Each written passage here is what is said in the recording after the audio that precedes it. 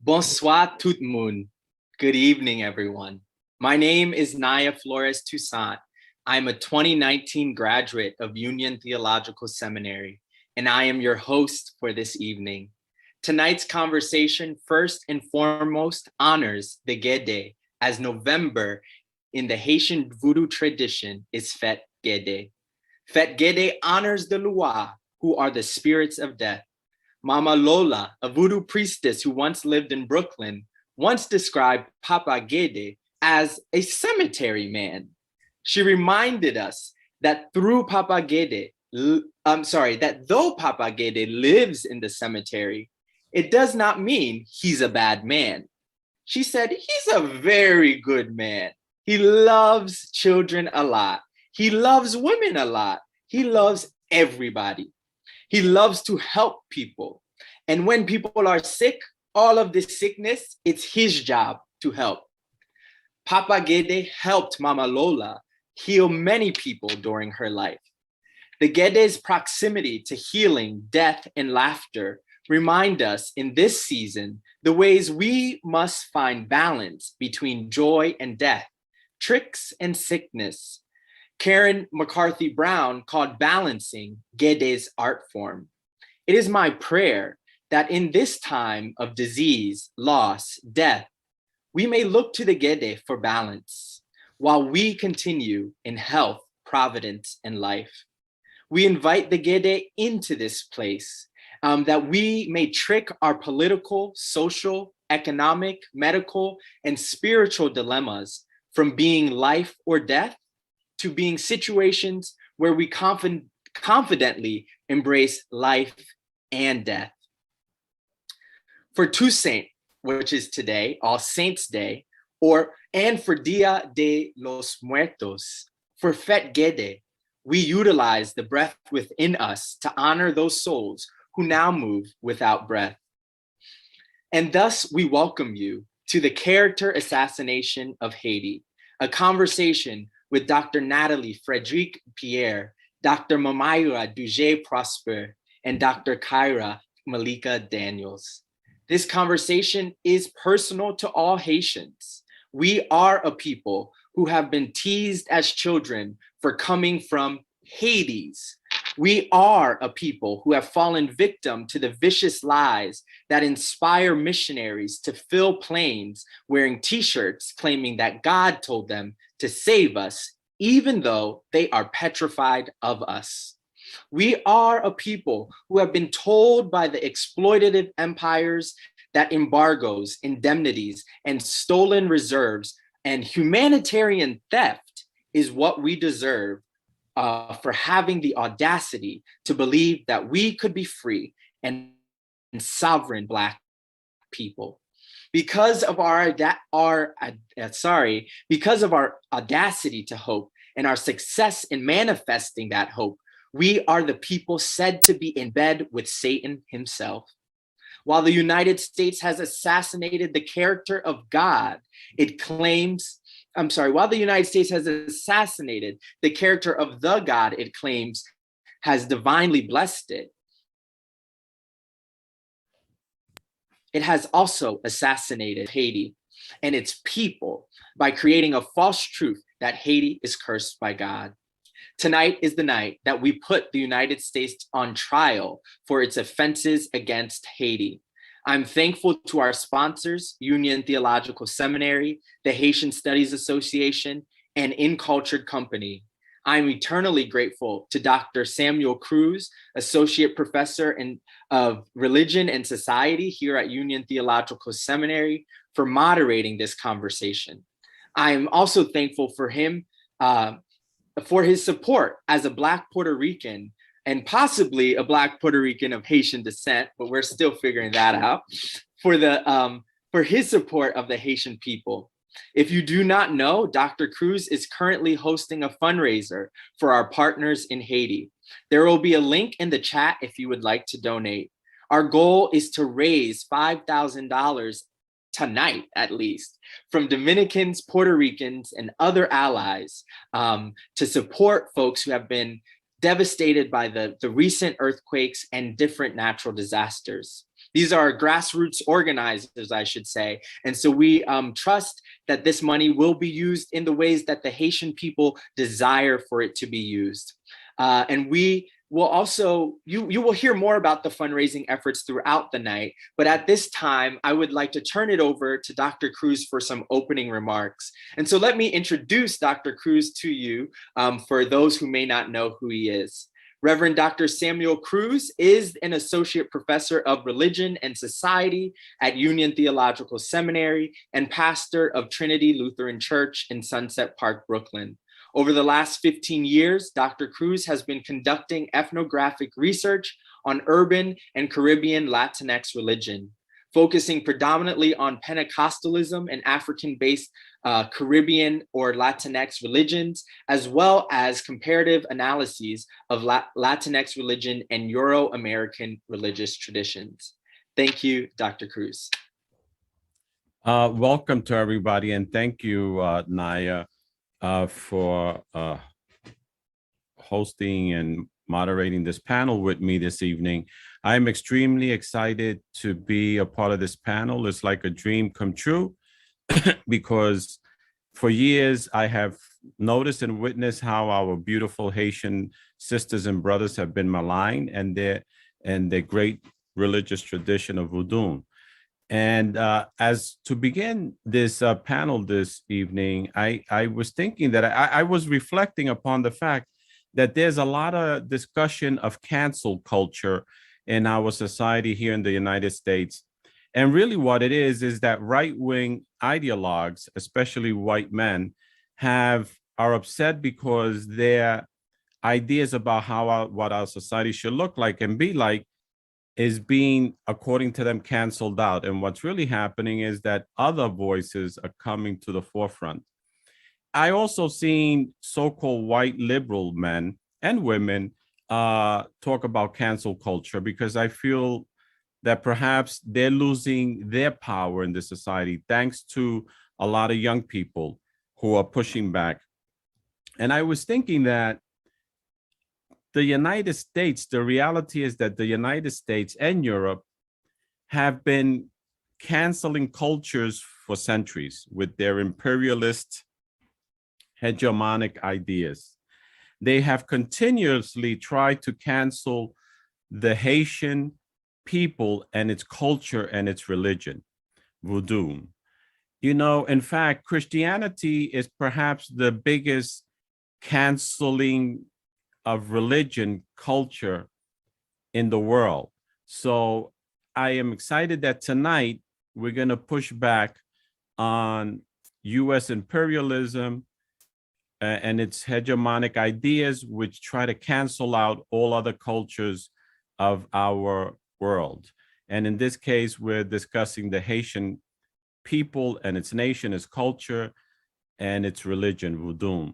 So I'm excited to have these great scholars here with us tonight to try to deconstruct all those false ideas that have been trying to cancel out the Haitian people. So I welcome them this evening. Thank you so much, Dr. Cruz. So at this time, I would like to spend some time introducing our speakers. So we have Dr. Kyrah Malika Daniels, who is an assistant professor of art history and African diaspora. Sorry, I got it. African and African diaspora studies with a courtesy appointment in theology. Her research interest and course topics include Africana religions, sacred arts, and material culture, race, religion, and visual culture and ritual healing traditions in the Black Atlantic. Her first book, Art of the Healing Gods in Progress, is a comparative religion project that examines key ritual art objects used in healing ceremonies to treat spiritual illnesses and mental health conditions in Haiti, the Democratic Republic of Congo. Daniels was awarded a Gede ACLS postdoctoral fellowship in the history of art for 2019 to 2020, and is currently on leave for fall 2020 to finish her book manuscript. well, I hope she's back, but I think she's back in class now because she's been telling us about how wonderful her classes have been. But we hope her manuscript went well. And then Dr. Mamayura Duje Prosper is an assistant professor at University of California, Irvine in the Global and International Studies department, specializing in research on social movements in the Caribbean and Latin America, particularly Black and Haitian social movements. Prosper serves as the international coordinator for the Pan-African Solidarity Network and community movement builders, with community movement builders in the US. In that capacity, she serves as the coordinator for the Leve Campe avec Haiti International Coalition that includes organizations in Canada, the US, Dominican Republic, Puerto Rico, Brazil, Argentina, and Uruguay, working to amplify the struggles of the people of Haiti. Dr. Nathalie Frédéric Pierre is a historian of the African diaspora. She researches Black political thought during the 19th century.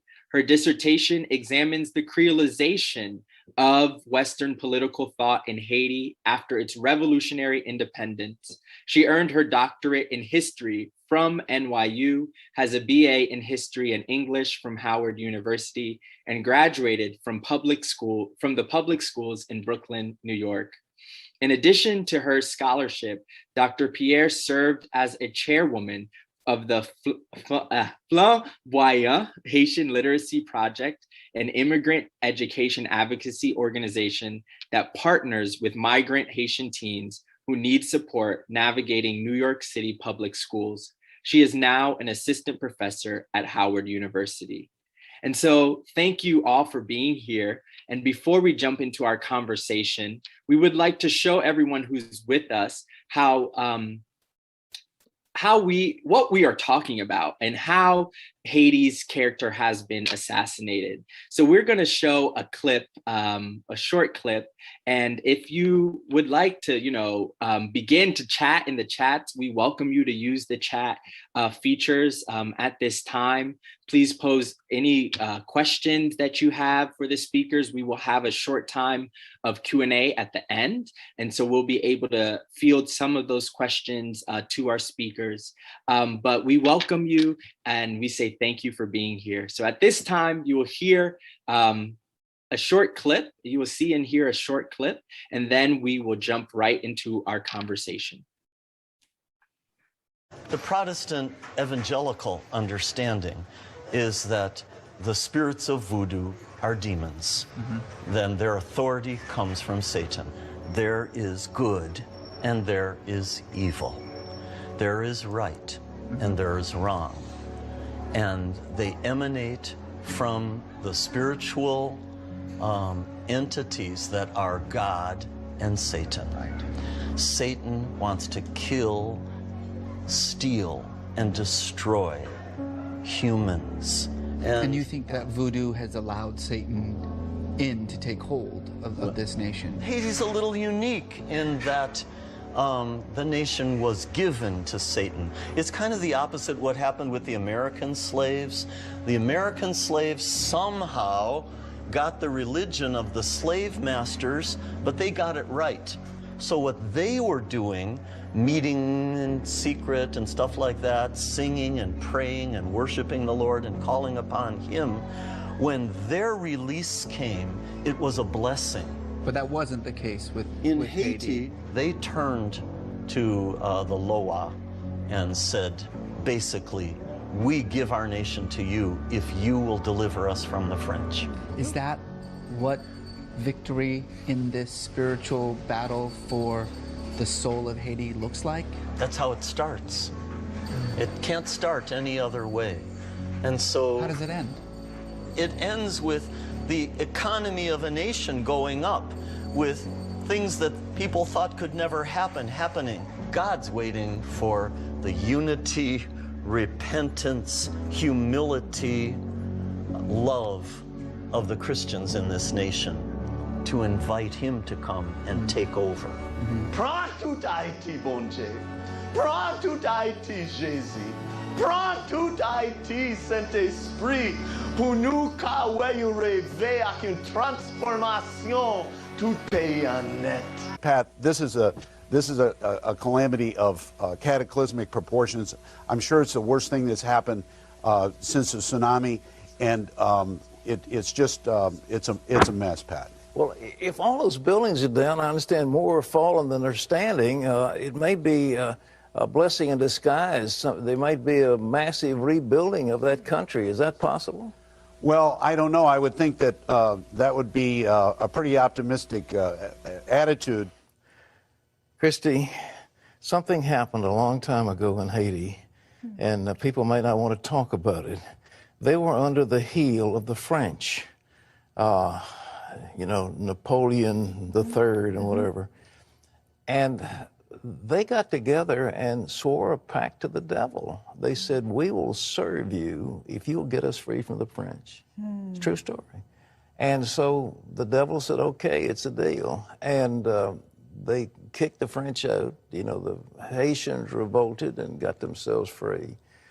But ever since, they have been cursed by one thing after the other, desperately poor. That island of Hispaniola is one island. It's cut down the middle. On the one side is Haiti, on the other side is the Dominican Republic. Dominican Republic is prosperous, healthy, full of resorts, etc. Haiti is in desperate poverty. Same island. They need to have, and we need to pray for them, a great turning to God. And out of this tragedy, I'm optimistic something good may come.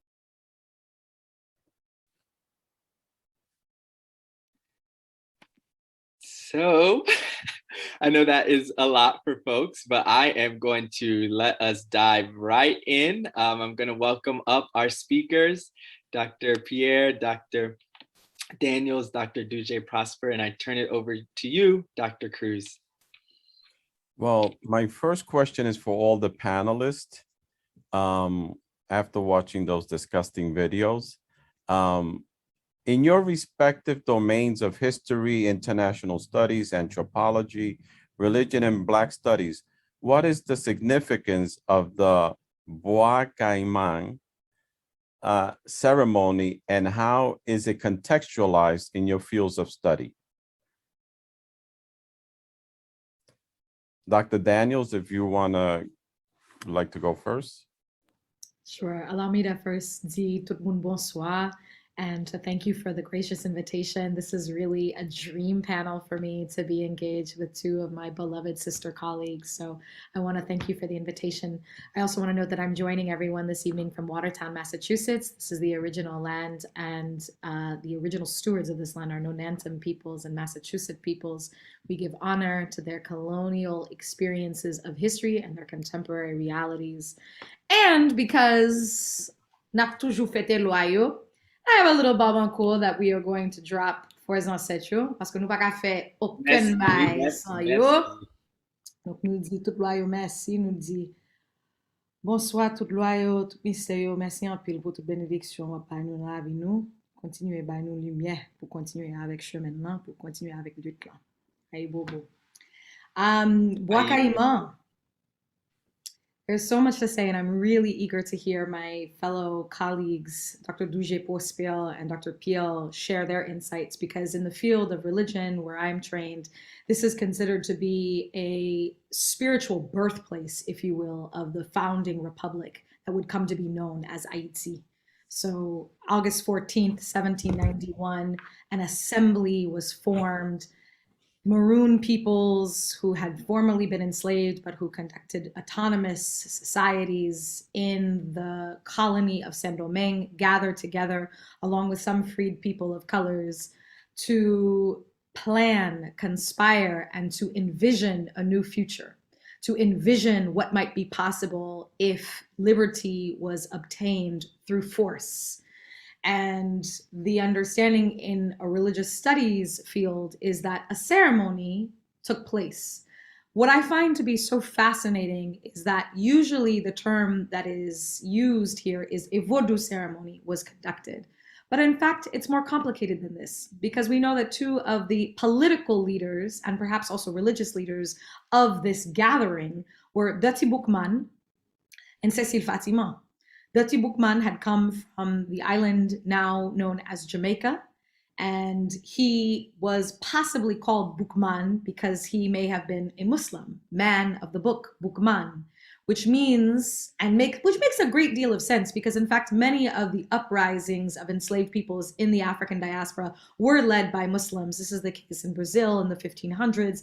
This is the case in Jamaica. This is the case in the United States. So it's quite possible that Dati Boukman himself was a Muslim adherent, or that he may have been raised Muslim. Cécile Fatima, we can identify her name as sounding quite similar to Fatima, or another Muslim name. What is interesting is that she is identified as a quote unquote Creole woman, woman of mixed heritage, of mixed lineage, who is identified as a Mambo, as a Vodou priestess. And as the story goes in the more sordid version, a pact was made with the devil, animal sacrifice took place. In a more respectful, and I would argue a more likely case, a mystic pact was made with the Roi. A mystic pact was made with the spirits. That was a continuation of the solidarity that had already begun, that had already been established between maroon peoples, enslaved peoples, and peoples who were free to create a new nation, to fight for one's freedom. And I think there are scholars who identify this, such as Lois Wilkin, as really a confederation of peoples. I think that this language is quite helpful, and I'm going to turn to my fellow colleagues for their own contextualizing, but this is the way that it is framed. And I'll just end by saying, you know, when recognizing that a ceremony is done for a community, it's important to recognize that offerings are made to the spirits for guidance, for protection, for force, for courage. What happens in a mystic pact with the spirits is that an exchange takes place in which offerings are made so that blessings can be received. And in this instance, in the field of religion, we understand this to be a pact, a mystic sort of contractual exchange with the Roi to ensure that Haiti could envision itself anew.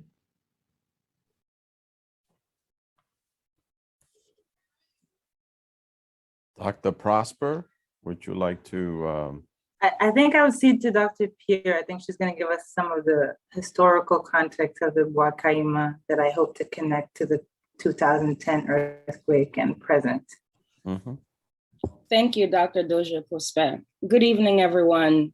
Dr. Daniels, thank you for that launch straight into the question of Islam in the Haitian Revolution. So this idea that Bwa Kayiman is a pact with the devil, perhaps according to epistemologies that support white supremacy, they can have that. But when we're looking at the African people who arrived to the Americas, these people were terrified captives. They did not speak the same languages, but they had similar epistemologies anchored in their African past.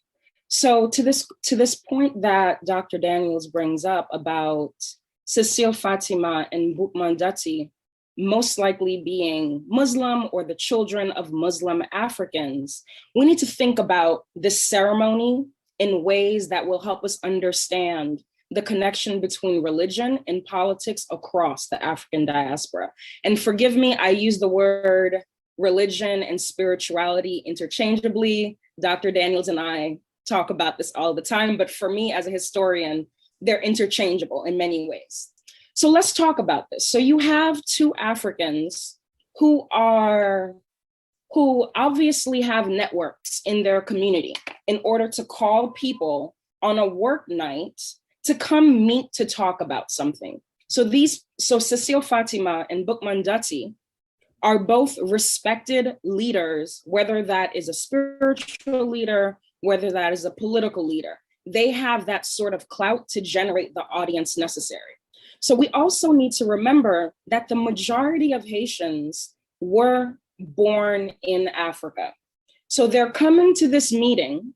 They're not necessarily speaking the same languages, but they have a similar spiritual cosmology that is anchoring them. Now, if we take this thesis that Fatima and Boukma are Muslim, let's think about this pig pact for a second. We understand that in the Islamic philosophy, there's something unpure about a pig. So to have these perhaps Muslim Africans using a pig to seal their political oath, that just demonstrates how far they were willing to go for their eventual goal, which was liberation. Another point that I want to bring up about the possible Islamic connection of these two figures is that 1791, I did some research over the summer. Ramadan falls about 2 months before the launch of the Haitian Revolution. So when we seriously interrogate the possible Islamic backgrounds of these people, we can begin to have a generative conversation about what African Muslims have contributed to the Americas. And the final point I want to make in this brief opening is Bwa Kayiman, as Dr. Daniels mentioned, the work of Lois Wilkin, Confederation, Congress, Bwa Kayiman Congress is another term that scholars are recently embracing in order to take it out of the conversation of the stigmatized mystical conversation. We want to put clearer political labels on it so that we can look at the Bwa Kayiman Congress in conversation with movements that begin in religious spaces, like the civil rights movement. So religious spiritual spaces are one of the few sites of autonomy that people of African descent have always had in our 500-year experience in the Americas. And when we begin to look at the sacrifices that these maybe Muslim people made, we begin to think about all African spirituality, all African religions in a political mobilization context. So I'll stop there and I'll stop there. Dr. Pierre? Oh, no. Yes. So first of all, this is a great conversation, and I can go in so many different directions, but I wanted to thank both Dr. Daniels and Dr. Pierre for their opening remarks, and just piggyback on this question about Bwa Kayiman. That's obviously right, whether we're thinking about it as a political or a spiritual event, is definitely a foundational myth, right, of the Haitian nation state. And this is precisely why we see in this video that it's important to attack, right, this moment. And so even though there's a lot of, debate about whether this Congress even happened, that, a lot of, I would say, white US historians, like to question, the evangelicals are clearly convinced that this did happen, right? And they take it very seriously. And so do Haitian people for the most part, right? That this is a foundational event for us in our identities. And so you see that there's an attack against this foundational myth. And it is threatening in particular for a couple of reasons that comes out in the sermons that we hear in the churches. Both we're hearing them, from the white evangelicals themselves, but also from Haitian diasporic pastors in Miami and Boston, and certainly Haitian pastors in Haiti. It's particularly threatening because it centers around, right, a woman, Cécile Fatima. And this not only destabilizes, right, this white supremacist trope, right, but it's also destabilizing the gendered heteronormative logic upon which white supremacy sits, right? We're talking about a woman, as far as they know, right, is single, or if she's not single, she's unattached to a man at the moment, right? She's wielding a lot of power. And according to how they understand what's happening in the ceremony, she's leveraging her sexuality to seduce men, primarily men, but we also assume some women, to, right, make a pact with the devil and to commit genocide, which is understood as a white genocide, right? So this anti-woman, anti-LGBT, anti-Vodou narrative colors those sermons inside the church, right? So unlike the Catholics who sort of skirt around the issue in the sermons, particularly if we're thinking about post-1980s, the evangelicals are going straight to the heart of the matter. They're attacking the laws inside the church. And there's a connection being made with the biblical figure of Jezebel, right? Saying that Cécile Fatima is a reincarnation of Jezebel, right? And everything that Jezebel, the figure of Jezebel holds, right? A woman using her sexuality to seduce men into evil actions, right? So what we're seeing is that this trend, right, with these very violent, because what's happening is not only an attack against the law, but it's a calling of using fire and machetes against the laws to cut them down, to burn them, right? So there's a direct invocation of violence, and we see this trend particularly growing out of this 2010 moment, which the video, contextualizes for us a bit. And this is particularly important to think about why 2010, right? And a lot of us who are, I guess, critical scholars looking at contemporary Haitian history see in the 2004 moment and intensified 2010 a recolonization of Haiti, and that it happens also with an intensification of NGOs. And so in 2010, we're talking about an influx of, some people say up to 10,000 NGOs in Haiti, and many of them are Christian missions, right? Who are benefiting from all this money that was given essentially by folks who wanted the reconstruction of Haiti. And we could debate that. It's another conversation, right? But that's significant that they're coming in as NGOs, right? Nonprofit organizations. And they have a certain conceptualization of the family that they come also, right? So what does it mean to have specific kinds of Christians who have an idea of what the family is, and Haitian families, as most of us may know, right? They say over 47% of households are led by single women, right? Do not fit the idea of what family, a Christian heteronormative family should be. They're multi-generational. They're often led by women. And you would see that even in the distribution of foods in the camps, they were privileging men who may not even be related to these women and their families as brokers, right? To say, this is who gets to decide who gets what food. And in that process also, denying people who were visibly expressing, right, non-normative genders, food and shelter. And this is the beginning of this sort of more political organizing that LGBT, which is, called Community M as well, which I'll talk a little bit about later. This is where they essentially see the beginning of the need to have an organized response, a politically political organized response to the evangelicals coming in and really accentuating what's already there. I say this because, right, we are giving a bad rap to the evangelicals, and they deserve a certain highlight, but there is a long history of Christians in the country, right? Since the Concordat, I don't know how to say that in English, of 1860, right? Concordat of 1860, when the Catholic Church is reinvited, right, into Haiti, where there's anti-superstitious campaigns over and over and over again.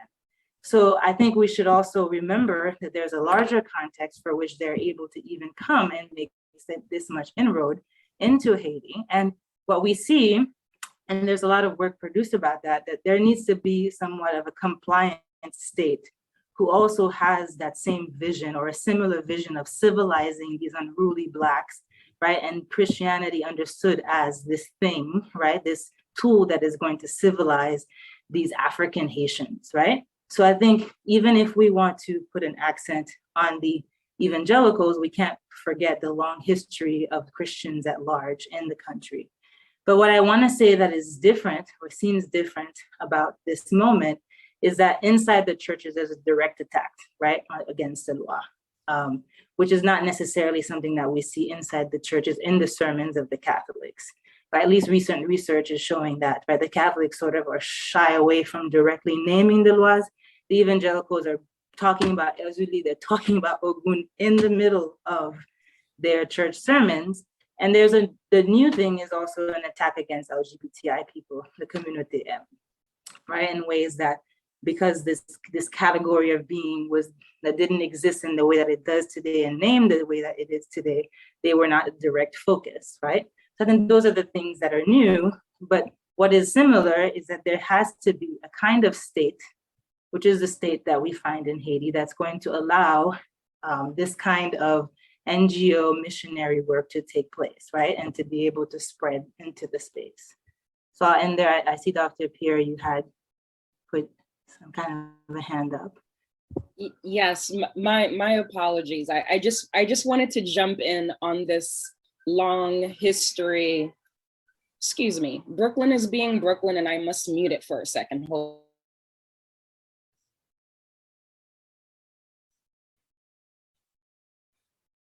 Yes, okay. So what I wanted to add about the long history of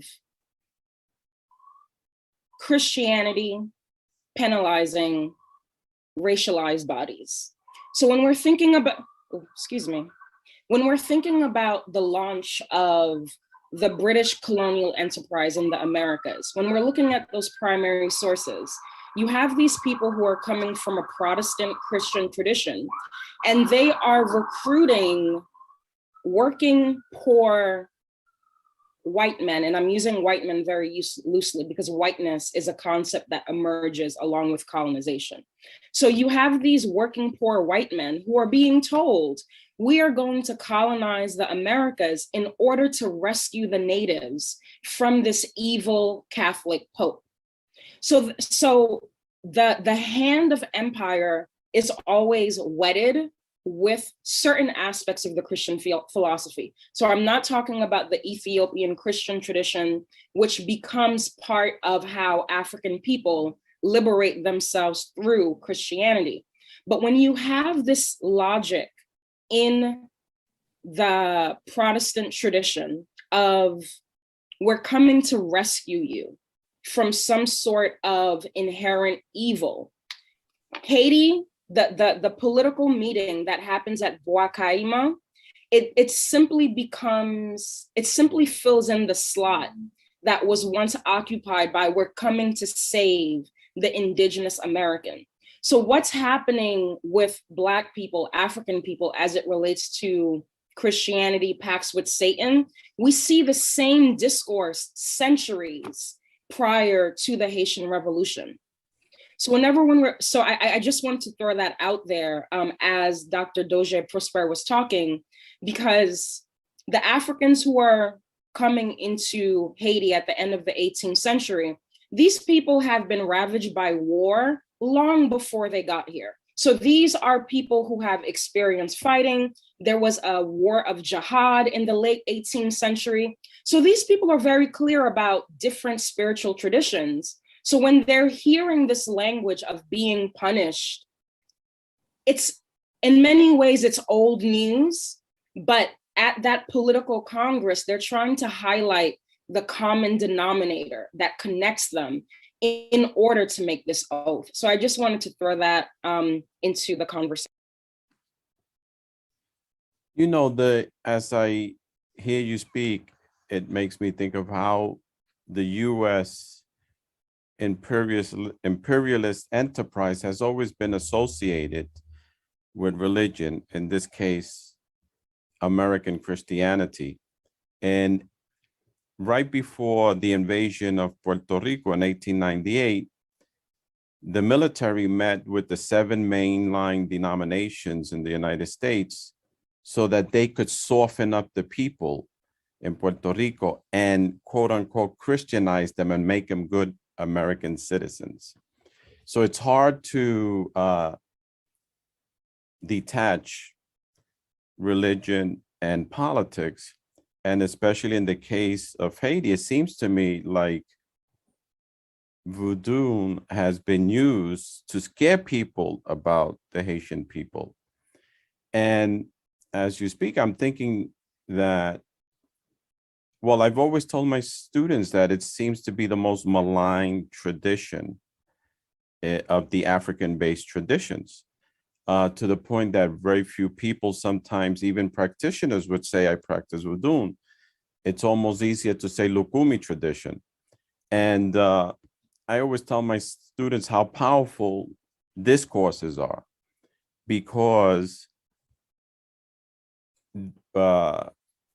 dominant Christian culture will malign the traditions and rituals of the African-based religions as if they're primitive, bizarre, diabolical.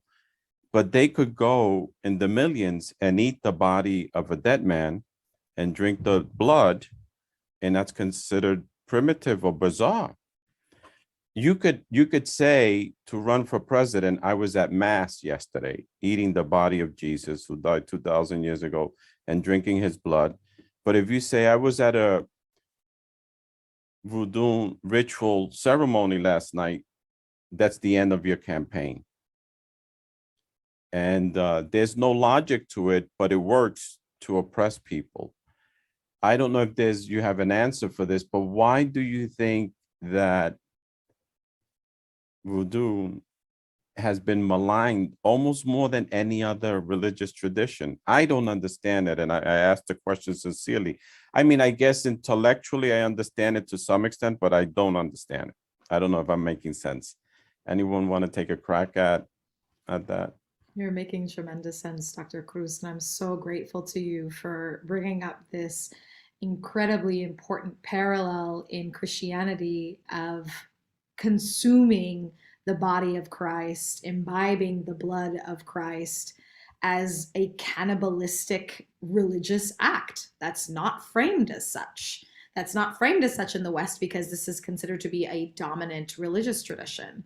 And I have so many thoughts. Let me start by saying, to build upon my fellow colleagues' mention of the religious plurality of the Bwa Kayiman ceremony, what presents as so unique in Haiti is that its isolation between 1804 and 1860 allows for a concretizing of indigenous African religions to re-indigenize in a new context. And I do not say this to diminish the importance of Taino indigenous cultures of the Americas, but rather to note that these African indigenous traditions that had already been undergoing change and evolution in the Americas further underwent a certain degree of evolution, because between 1804 and 1860, the Vatican removed all French missionaries, all French clergy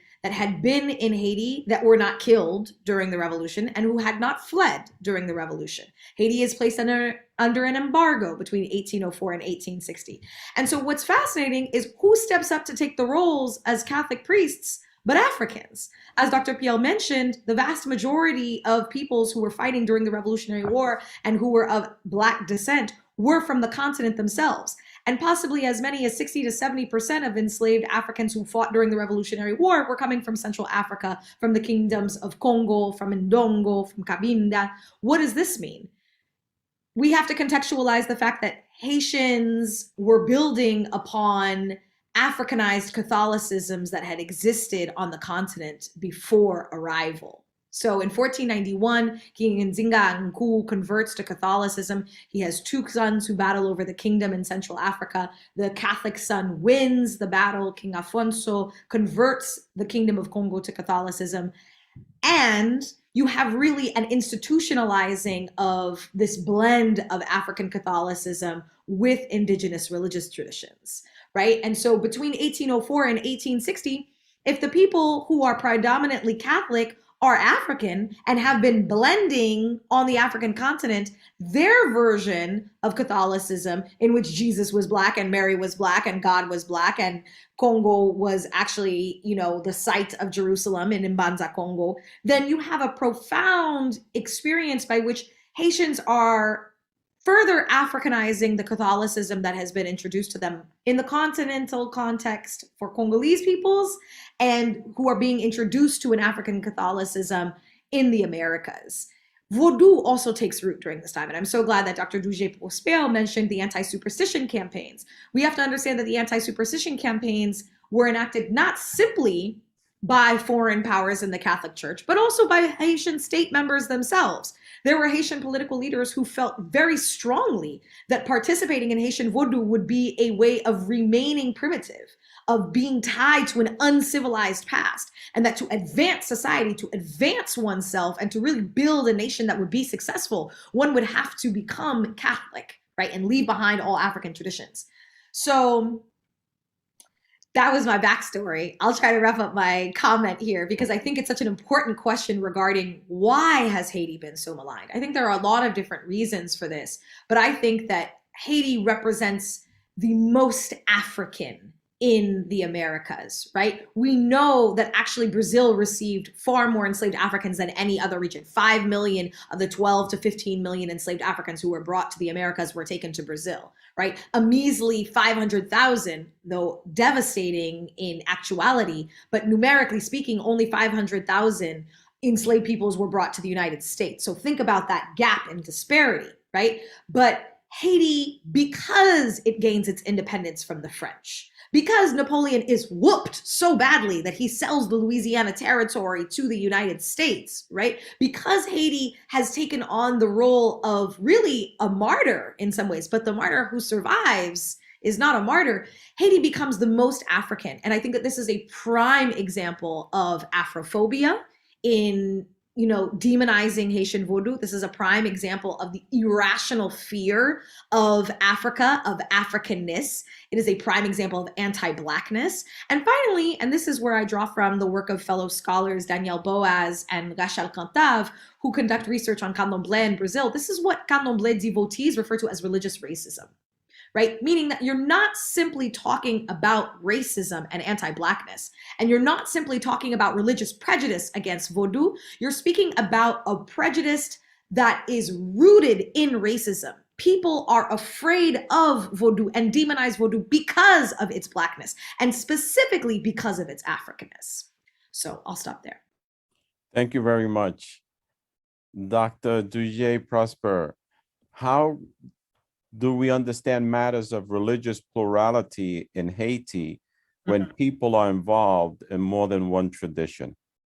Yes, I wanted to say something piggybacking off of what Dr. Daniel said, and it's both a comment and a question, because I think looking at the other Afro-traditional religions, there's something about Vodou that is different in terms of the power that women can have and the role that they can play, right, which is the one of the most powerful roles, right, that you can have even in a religion that's not hierarchical, right, but in terms of knowledge holding, in terms of, right, imparting healing, in terms of commanding others. And I think that there's something about that also makes Vodou in Haiti threatening, right, in ways that perhaps other traditions like Lukumi, which do have restrictions on how far women can go, right, in the hierarchy, present. So I wanted to put that out, that I think that there's something there, and would like, this is why I'm saying it's a comment and a question to Dr. Daniels and to you too, Dr. Cruz and Dr. Pierre,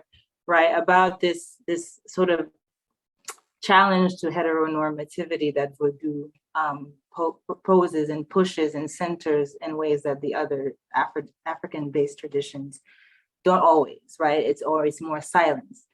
So to your question about religious plurality, there's a group of us who have been trying to conduct research for some years now. And of course, we haven't been able to cover all the territory that we would have wanted to, but we did spend a significant amount of time in the Port-au-Prince metropolitan area.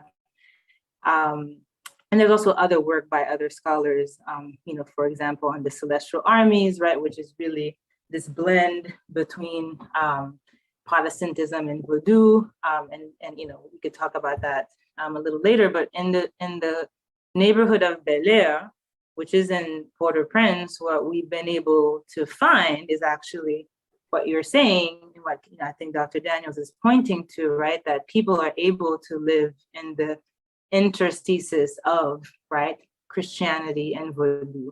And I think there's a wonderful quote that I'm paraphrasing here by one of our interlocutors, right? He says, yeah, like we share the chairs, like on Sunday they're using the chairs for their service, and maybe on a Thursday we're having a ceremony and we're using the same chairs. As a matter of fact, sometimes we're using the same exact sacred space, right? Where one day you're calling on Dambala and another day you're calling on Jesus, right?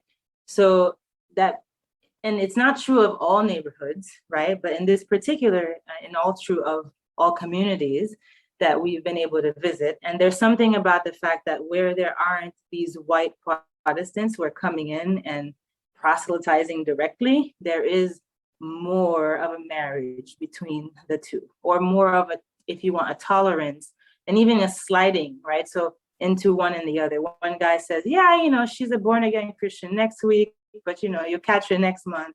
She's going to be at the ceremony because she has a different need, right? That the church cannot answer to. So, and maybe in different parts, right, where the white evangelicals are physically there. And, you know, I know Dr. McAllister, Elizabeth McAllister had done some research in Saint Mark, or even some attacks on, you know, the historical site of Bwa Kayiman.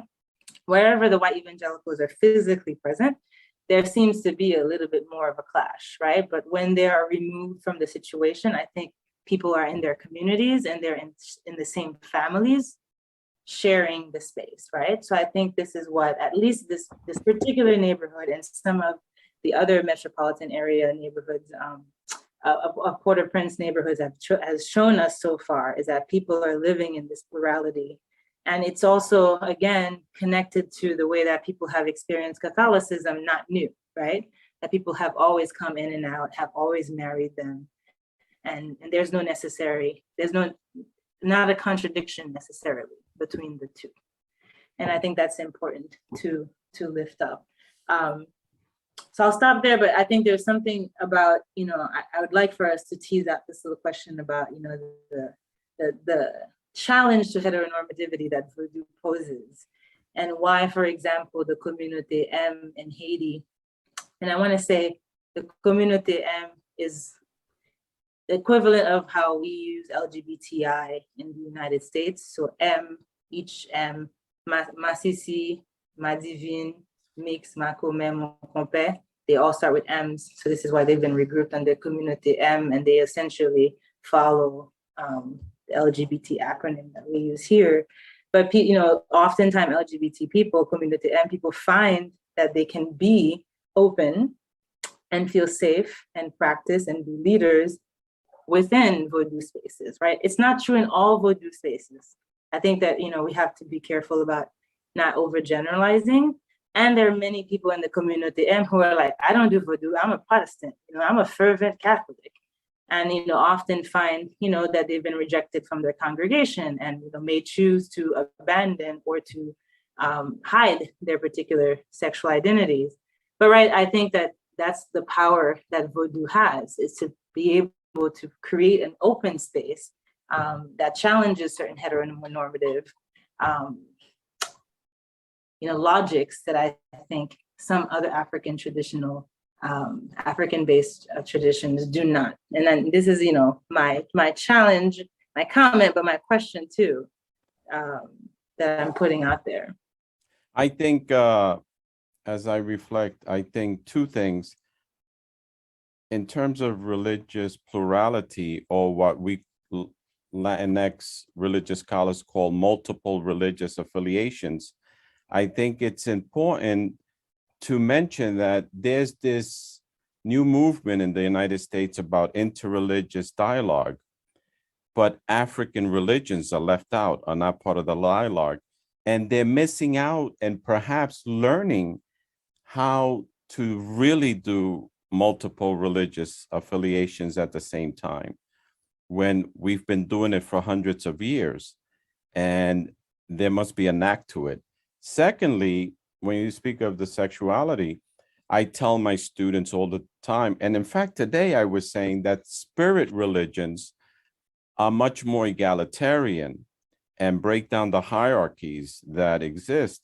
And I haven't done a study of this because it would be too big, but I haven't yet met Santero priest who's not gay. And they're exalted for being gay because it's looked at as a higher manifestation of reality.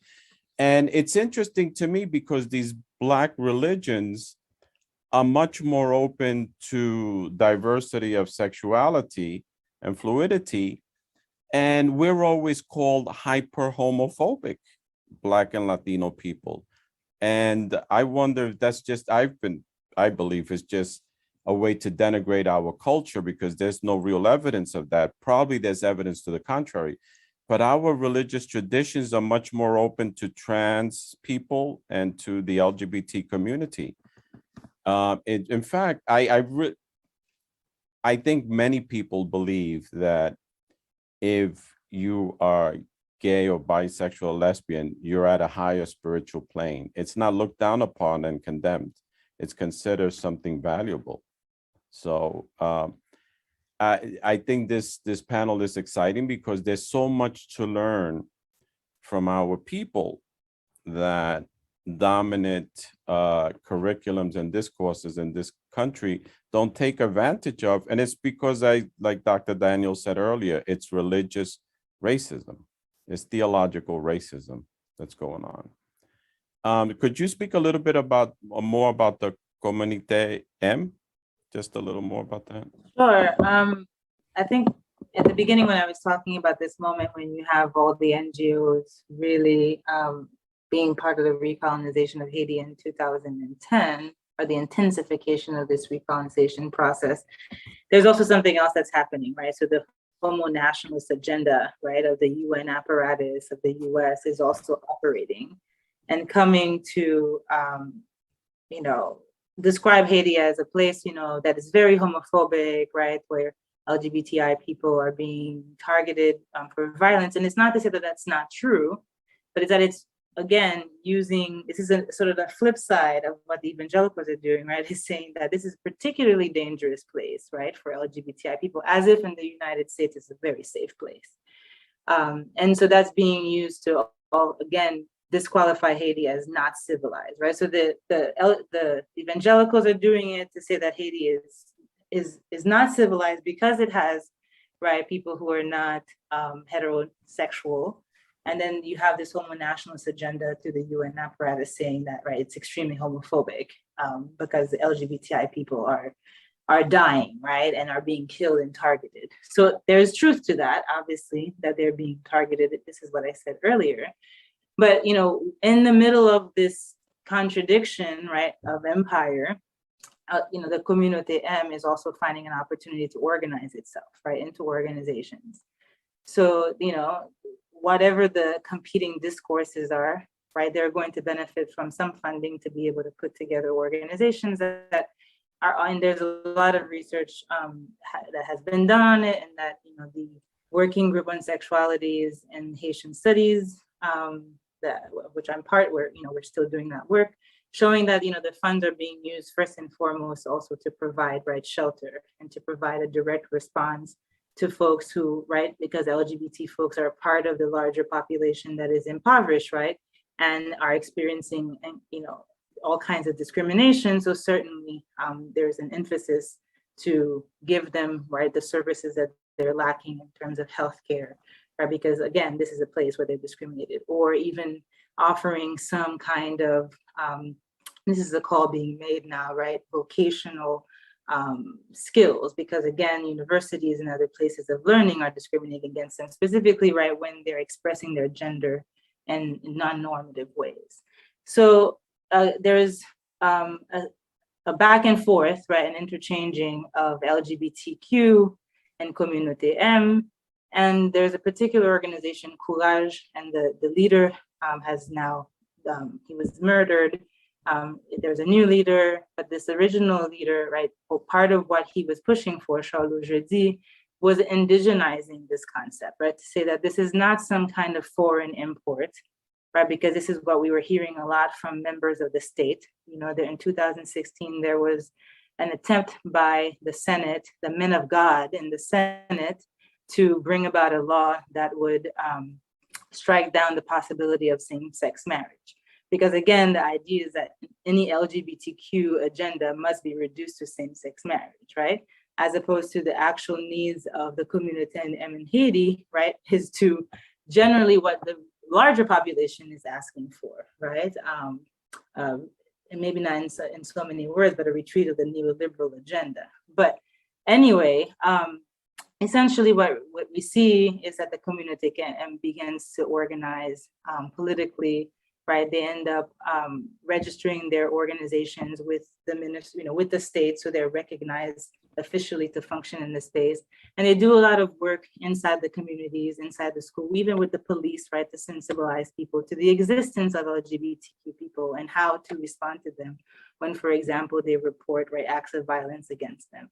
But they're also doing, right, a lot of the political education work inside of their organization with the community. And there's a lot of folks, reporting the importance of having visible organizations, right? That now I can find people who are like me, right? Instead of always existing in opposition to. But to go back to the question at hand about Vodou, I think Dr. Daniels could elaborate on that more, I'm sure. Vodou is a space generally that even the folks who say I'm a fervent Protestant also report being extremely open and safe to their presence, right? And their full presence, not hiding anything about them. And particularly when you say, Dr. Cruz, that transgender people find that this is a place where they can be completely themselves, right? In ways that they're rejected at large by society and by their families. So I think there's something about, again, Vodou that is extremely special, right? And makes Haiti by connection extremely special in terms of being a safe place for LGBT people. And so I want to go back before I end about the community and the importance that Charles Jeudi marked about using Creole words, right?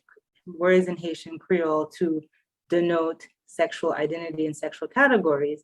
In several interviews he gives, and he went on, national radio stations to explain this. He says, he drops the word Masisima Divine, which, up until 2010 and still today, even though the work is being done, are considered derogatory words, right? He says, but they shouldn't be, right? That he says, you've used these words to hurt us, right? But what these words prove is that in the language of our foremothers and forefathers, like, we have always existed. And these are not words coming out of, right, the West or the North, right? That these are words that are embedded in Haitian Creole and therefore, right, in Haitian being. So I think this is why it's important, in the work that we do to use Communauté M and to force, right, our Western, Northern audience to rethink that category. Though, we interchange sometimes to, ensure comprehension. Thank you. Dr. Pierre, would you like to make some comments on how Vodou has been so maligned? Absolutely. So my direct response to that question, why Vodou is the most maligned of the African syncretic religions, is the political meeting that begins at Bwa Kayiman launches the liquidation of assets held in human bodies. When we're thinking about the political economy of the enslaved Atlantic, property held in humans are the most valuable asset. So when you have a spiritual religious tradition that can completely undermine that and quote unquote convince people that I am not someone's property, that has the possibility, and there is evidence of revolts happening after, concurrent to the Haitian Revolution, where people are using the Haitian example to liberate themselves. But I just wanna do a brief exercise that I do with my students all the time so that they can get away from this idea that racism caused slavery. People created racism because of hatred. These types of emotive arguments have never made sense to me because colonization is about enterprise. So let me just share my screen really quickly, and I'm gonna stop my video because that tends to make it go faster. So, oh wait, I don't know how to stop my video, but that's all right, we're gonna keep it moving. So this is an inflation calculator. I'm not entirely sure about the math, but I've spoken to some colleagues in math and they say that the math to calculate the inflation values are pretty sound. So I'm just going to put in a very quote unquote low ball estimate for human life at the start of the Haitian Revolution. So 1791, a lowball price for an enslaved person who is likely maimed or elderly would be about anywhere from $200 to $350. But again, let's think about this context. We have the French Revolution. There are shipping restrictions happening throughout the late 18th century. So this is a very conservative estimate. Once we put that in the inflation calculator, $350 in 1791 is about 10 grand. Multiply that by the conservative estimate that there were 500,000 enslaved Africans in Haiti. And I say that that number is conservative because when we go into the footnotes of Thomas Madieu, one of the most cited 19th century historians of Haiti, he lets us know in this footnote that people who were above a certain age weren't counted in the census because they were seen as being less valuable than young men, young women, and children under a certain age weren't counted in those numbers. So Madieu puts the number of enslaved Africans living on Haiti during the Haitian Revolution upwards to 700 to 800,000 people. So when you multiply that, and this is a very conservative estimate that is not looking at how prices for enslaved bodies go up during times of war. And we are squarely in a time of war at the end of the 18th century. So to bring it back to the question as to why voodoo is the most maligned, it is because of the liquidation of assets in Black bodies. Once you have that as an example, a successful example, one, you must always punish it. You must always punish that example. So our one of our Haitian poets, why is his name escaping me? But in any case, he makes the argument that Haiti is the only nation with a last name, poorest nation in the Western Hemisphere. So this is the reason why you need to tack on, you need to bury the reality that these people were seen as assets and their belief in their religious spiritual traditions undermined the entire political economy of the enslaved Atlantic. So this is why voodoo is the most maligned, and I'll stop there. Thank you. I'm loving this economic analysis added to the religion discussion. Yes. Yes. You know, I was thinking, our time is coming up. There's going to be questions from people who have been watching, but just if you wanted to comment on this, the resiliency, how people fight back in ways that we don't realize they're fighting back. For example, despite all the maligning of voodoo, it's alive and going forward.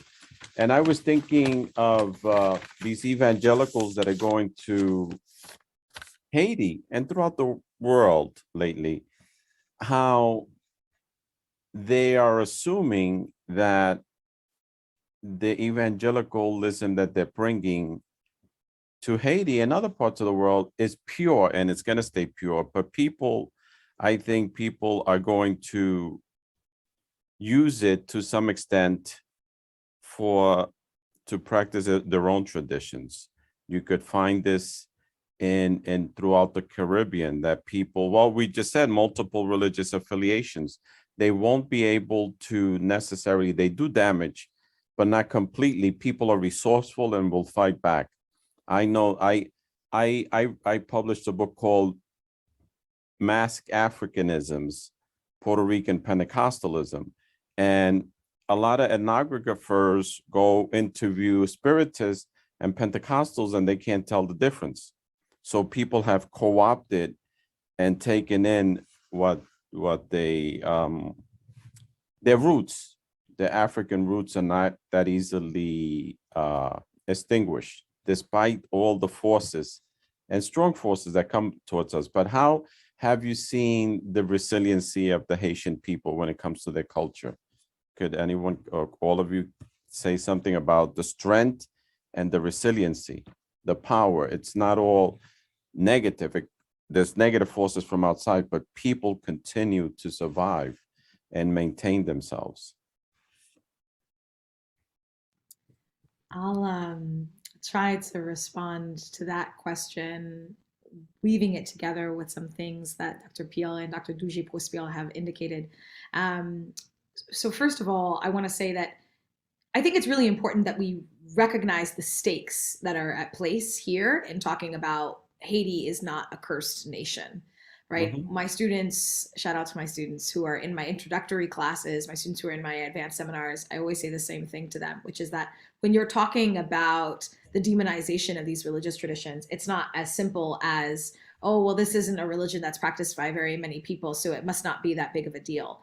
In 2010, you had not only Pat Robertson suggesting, and I mean, saying quite explicitly that Haiti has made a pact with the devil, but you had missionaries who were coming to Haiti and kidnapping children whose parents could not be found to put them up for adoption, smuggling children out of the country so that they could be placed up for adoption, right? You had missionaries who were coming to Haiti in 2010 who were saying, we will not provide food, we will not provide shelter, we will not provide education unless you burn your temples, right? You have centuries of practices of state-sanctioned violence that is harming not only religious devotees of Haitian Vodou, but the entire community. I mean, you have Protestants who as early as the 1850s are burning down trees. Why? Because in the words of Edwidge Nantika, trees were the first temples, right? You have a religious tradition that is tied to the land, that is tied to the mountains and to the air, burning down trees, which serve as a source of livelihood in terms of creating shelter, in terms of making sure that floods do not devastate a nation, is a form of environmental catastrophe that is self-inflicted because Protestants are certain that Haitian Vodouism cannot continue their religious tradition. So the stakes are quite high. That's something that I just want to underscore in our conversation here. Regarding the question of resiliency, Dr. Cruz, I really do appreciate you raising this. And I would like to direct everybody to a really fantastic article by a scholar named Ryan Jiha. Actually, I believe he's a journalist. He's of Haitian descent, and he's written a really fantastic essay that has a very provocative title about something like resiliency is a foil. Really, it's a foil because, you know, in addition to Haiti having this last name, poorest country in the Western Hemisphere, as Dr. Pierre points out, right, there is always this discussion of, well, the Haitian people are so resilient. Resiliency removes accountability from Western imperialist powers and neo-colonial regimes, right? Nobody asks to experience sexual assault. Okay, nobody asks to experience hegemony. So to call Haitians resilient is in some ways, it's supposed to be a compliment, right? It's supposed to indicate how we can continue to fight back, but we shouldn't have to fight for our livelihood. We shouldn't have to fight for what it means to be free in 1791 and 1804 and what it means to continue to be our true selves today.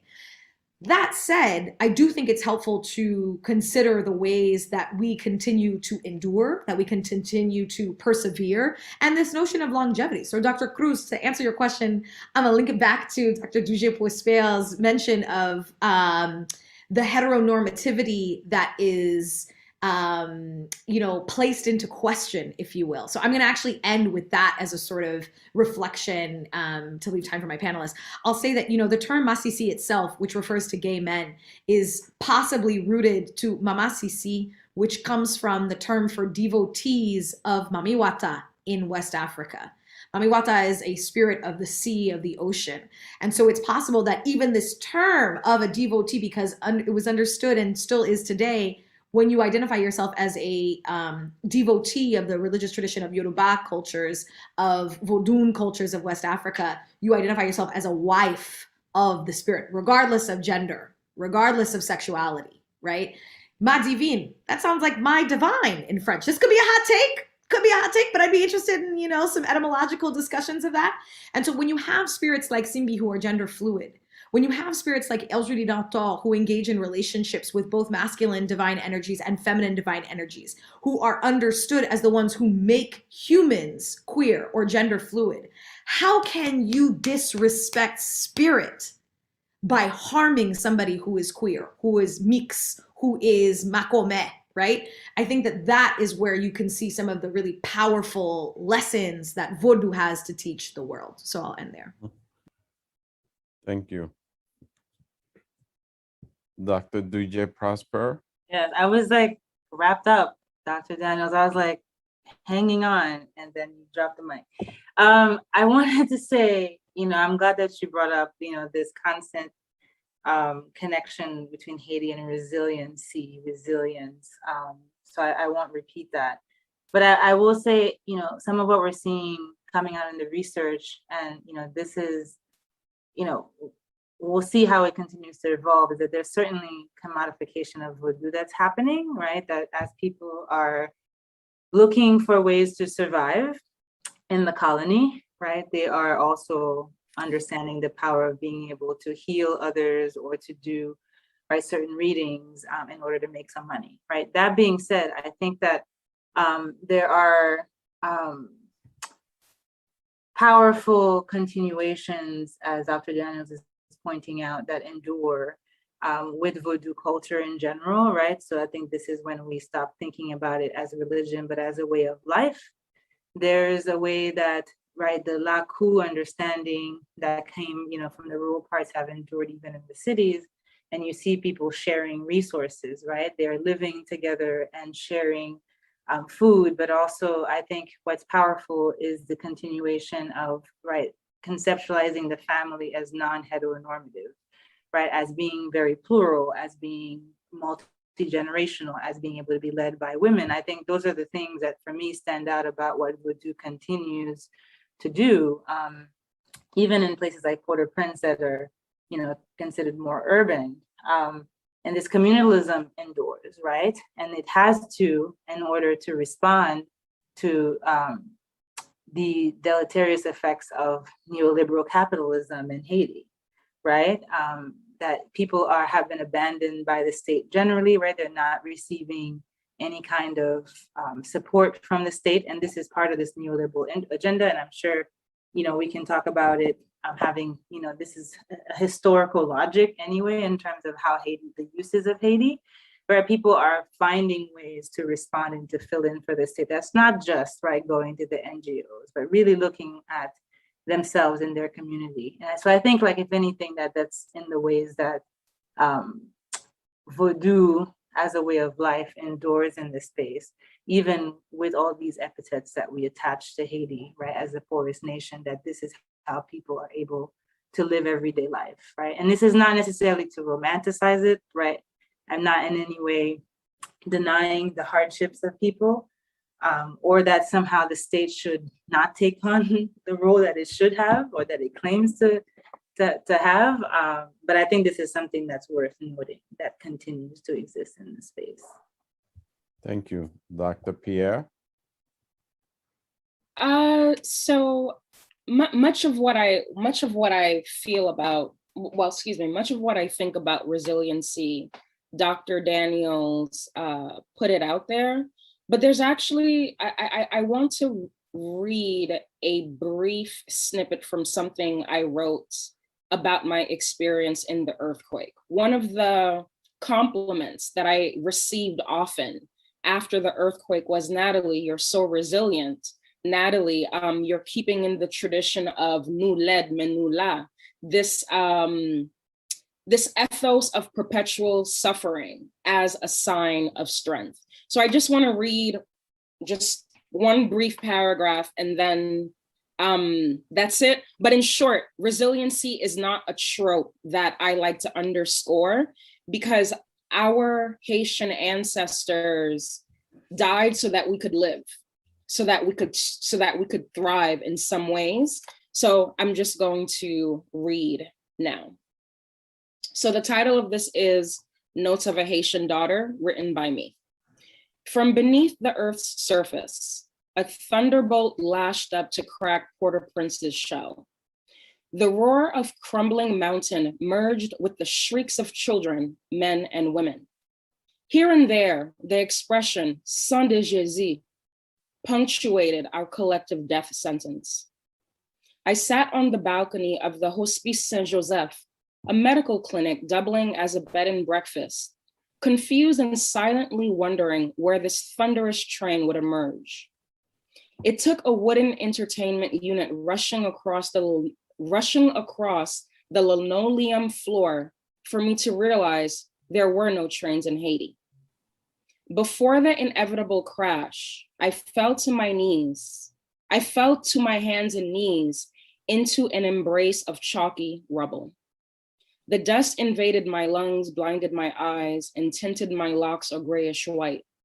On my forearms, I crawled toward my yelping hostess and used her calves to pull myself upright. The building squirmed like jello and melted beneath my bare feet. Still mute, I followed her counsel and said, God, when a fresh burst of smoky rubble tickled my throat. I chose to keep my mouth shut for survival and continue to do so for years. This collection provides me an opportunity to speak, and I can speak again because bearing witness is itself a value. So I'm just going to stop there. This is a scene of resiliency. But I also know that in the same way that my country was broken, my psyche was broken, but I had this beautiful label of you're so strong, you're so resilient. And that is not where I needed to be. And that is not where I recommend any of current Haitian earthquake survivors to be. We need to tap into the religious, spiritual epistemologies of our ancestors and find strength in all of the tools that they used. So religious plurality. In my household, Saturday night, we're at Sevis. Sunday morning, we're at Catholic Church. There was no confusion in my household. It's once I stepped out into public, into the sphere of white supremacy, that there was a disorientation. And in order to move past resiliency, I needed to come back into the space of my home where these things were not at odds with each other. So down with resiliency, in with our cultural epistemologies, and I'll stop there. Thank you for those comments on resiliency. It reminded me of Dr. James Cone, the father of Black liberation theology, who really rejected, although it's not the same thing, but it reminded me of it, the notion of redemptive suffering. You know, like if through suffering, redemption could happen. He totally rejected that notion because it's been used to keep people where they're at. And to some extent, resiliency could be looked at as a way of not focusing on what really has to be done for liberation. Resilience is not enough. Surviving is not enough. We need to live, like you just said. I know we are going to open up now to questions from those who have been watching, and Yes. I'll turn it over to Nyya and Bridget. Yes, thank you so much. And just to give our speakers a quick second, we're going to take a little bit of break. I don't know if you can go to the bathroom at this little bit of a break, but just rest your voice for a second, because first I would like to introduce Bridget Webster, a 2021 graduate of Union Theological Seminary, whose research focused on psychology and religion, but also the intersections of hip hop and theology, and the sacred in hip hop, another maligned Black tradition and lifestyle and way of doing spirit on earth. And so we're so grateful to her. I asked Bridget not only to pose some questions, but as you all know, Dr. Cruz is hosting a fundraiser for grassroots leaders in Haiti, one of them being a Vodou Ougan, and this Ougan's temple experienced a fire this summer.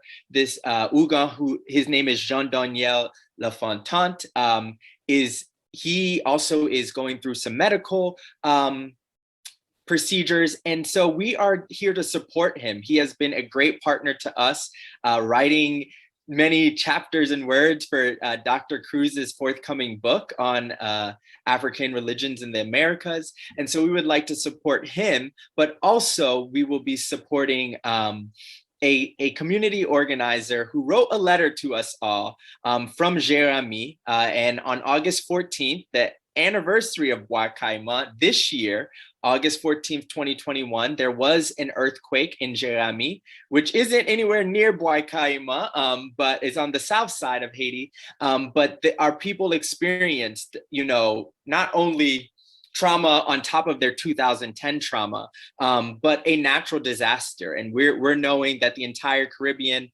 and many Black countries around the world are experiencing environmental disasters. So I'm asking Bridget to read this letter from Preston C. And about what he will be doing with the funds.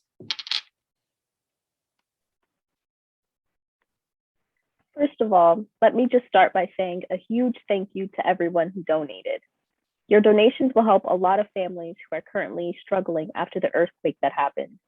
With your donations, we intend to supply a safe house with food and water and supplies for those who are in desperate need and without shelter. Currently, the few donations that have reached the village have been taken by others who have come from outer villages nearby and caused riots in pursuit of the supplies given, leaving the true villagers of Jérémie without. I also intend to use any donations given to rebuild my mother's house that was used in the past as a safe haven for those who were in need. Villagers knew that they could come to the house and at the very least get a hot cup of coffee to help with them on the rest of their journey home. We ourselves didn't have much, but we were always willing to share with those who were less fortunate. My mother passed away 2 years ago, and the house she lived in crumbled during the earthquake. My intentions are clear and very simple, and that is to use the funds that are donated to rebuild the small village of Jérémie by rebuilding the people first. Thank you very much, and God bless you. Sincerely, Preston Auguste. Thank you so much, Bridget. And so if all of our viewers are able to donate at least $20 tonight, we can reach our goal that will allow us to build a really grassroots center in Jérémie, and also rebuild a community center, a spiritual center. People actually live at Jean Daniel's temple, so a home for people, and really put our money behind this conversation. So we're gonna jump into conversations. I know I'm supposed to have 3 minutes, but if you all could stay with us, I'm sure you've been enjoying this conversation as much as I have. So we have 3 questions, powerful questions for our speakers tonight. And the first one comes from someone very dear to my heart and dear to all of us at Union, Joshua Campbell. And he's asking, having just passed Halloween, can you all speak to Hollywood and popular culture, the caricatures of voodoo, zombies, and how they all play a part in Haiti's character assassination? And while you're thinking about that, what I will say is I have lots of thoughts about this. Maybe they come from my Pentecostal mother and all of this stuff, but I am still bashing Halloween because I do feel it's an interesting day for Americans and what they dress up as. And I almost feel Halloween is not to be celebrated by Americans, because every other day they are these, scary and deeply disturbed things that they dress up as. They don't dress up as, as in gede black and purple. They're dressing up, as serial killers and all of these things. Maybe their kids are Power Rangers or thieves or something, but I'm like, you don't need a costume for those things. So I just wanted to share that in an open space since Joshua and I are on the same page. But yes, if we could talk about Halloween and just voodoo with 2 O's and 2, VOODOO versus Haitian voodoo, I think that would be an interesting conversation.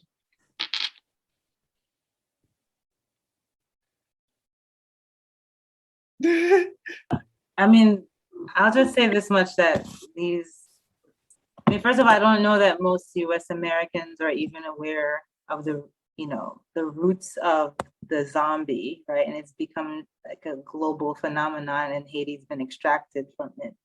but it certainly is the result of the US occupation in Haiti in the early 20th century, and how, right, these images and these ideas of Haiti were coming out of that moment, right? So that I would like to lift that up here.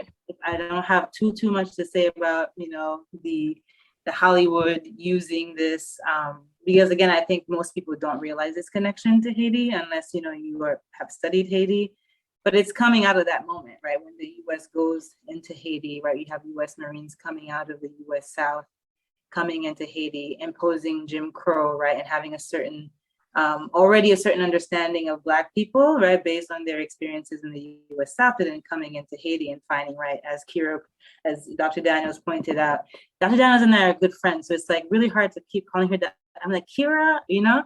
Yeah, that's fine, of course. But we were just, you know, performing the intellectual accolades. Right? Yeah, but that, as Dr. Daniels pointed out, right, that Haiti is, you know, essentially African standing in the Americas, right? So it's like the most African place in the Americas. So there's something about it, right, when these US Marines come in, and you also have Protestants coming in, right? So the occupation is not just military, right? It's also coming in with all these other social, economic arms.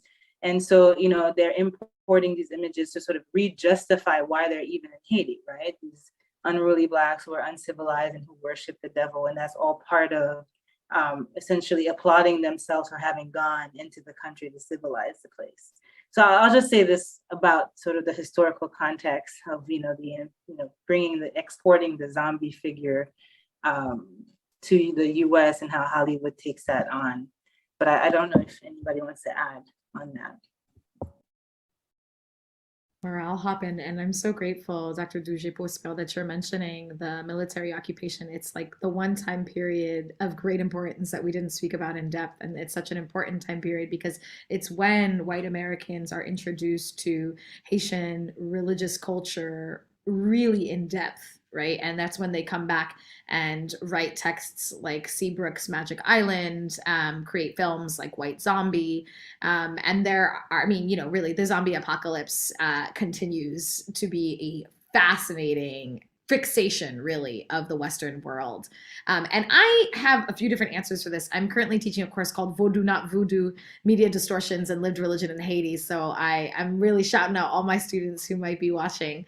I think it's such an important topic. Again, I think, you know, it's easy to imagine that this is not a big deal, but it is a big deal because, in fact, there are so many different ways that this comes up, right? So to your point, Dr. Cruz, earlier you mentioned two things. One thing is that you mentioned nobody makes light of, you know, the consumption of the body of Christ and the imbibing of the blood of Jesus Christ, right?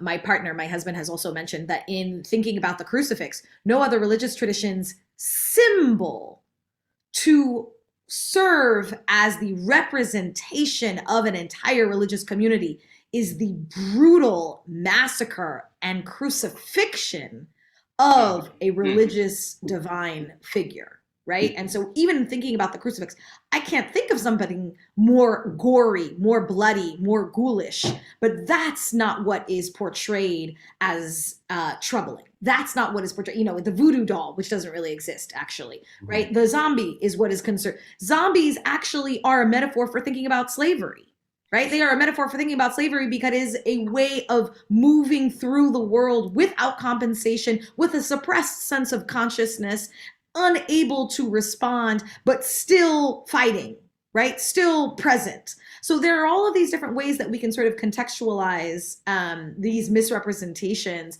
But let me, you know, say that I think that there are so many other ways that we have of combating this with realities. Oh, that was the other thing, Dr. Cruz, that you mentioned. You know, you would remove your likelihood for presidential candidacy if you mentioned anything about Vodou. I agree, unless you're George H.W. Bush Sr., who mentions voodoo politics in 1980, which is a term that continues voodoo economics, which continues to be something that economics use today to talk about something that's irrational, right? To talk about something that supposedly doesn't make sense. And so I think it's, you know, it's helpful for us to ground these myths in the reality of their fixation in the Western world. So I'll you know, wrap up that thought by saying, I actually think that the Western obsession with zombies and with voodoo dolls is really about the fact that white folks don't know how to mourn their dead anymore. I really think that's what it's about, because there's so many studies done of mortuary rites on the African continent. And in fact, many mortuary rites play a very important role, as do marriage rites, as do initiation rites, as do birthing rites. But you don't see the same fixation on those studies, right? And I think it's because white folks have forgotten how to mourn their dead. And so they come up with all of these ghoulish figures like vampires and like zombies who are the dead returned because they don't know how to continue honoring those ancestors. So I'm gonna just leave it at that.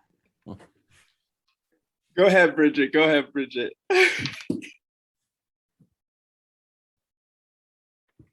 So we do have another question. This one comes from Nick Tillman on YouTube. And Nick asks, can we talk about the role that capitalism plays in the Western imperialist machine? It seems that at the heart of religious demonization is the desire to exploit a population. So can we talk about the role that capitalism plays in the Western imperialist machine? Did you all catch that question? I think Bridget froze a little bit, right? Let me just read it one more time. I'm sorry.